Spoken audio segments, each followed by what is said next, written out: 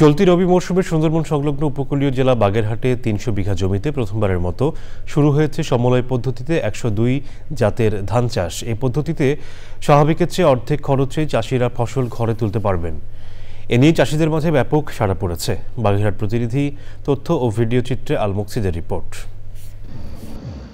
উপজেলা কৃষি অফিসের তদারকিতে মোড়লগঞ্জে প্রথমবারের মতো বাস্তবায়ন হচ্ছে সমলয় পদ্ধতিতে চাষাবাদ। এ পদ্ধতিতে বীজ বপন থেকে শুরু করে তার ফসল তোলা পর্যন্ত চাষাবাদের প্রতিটি ধাপে কৃষি প্রযুক্তির ব্যবহার করা হয়। শ্রমিক সংকটের কারণে এ পদ্ধতির চাহিদা দিন দিন বাড়ছে।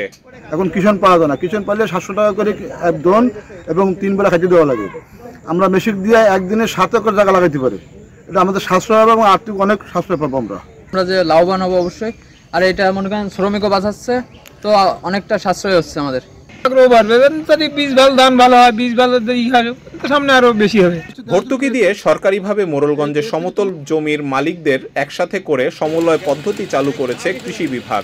কৃষককে খরচ করার জন্য দিয়েছে এবং আমরা লাগাবো, সেই সাথে পরবর্তীতে আমরা তাদের ধানগুলো আবার কেটেও দেবো। কেটে কম্বাইন্ড হারভেস্টারের মাধ্যমে এই ধানগুলো কাটা হবে। সরকার এক একজন কৃষকের জন্য এক একজন না 1 একরে আমাদের ২৭,৩৭৪ টাকা করে খরচ। কৃষি সংশ্লিষ্টরা বলছে এ পদ্ধতিতে বীজতলা তৈরি থেকে শুরু করে ১৫০ দিনের মধ্যে কৃষক ফসল ঘরে তুলতে পারেন। আল মুকসিদ, চ্যানেল আই।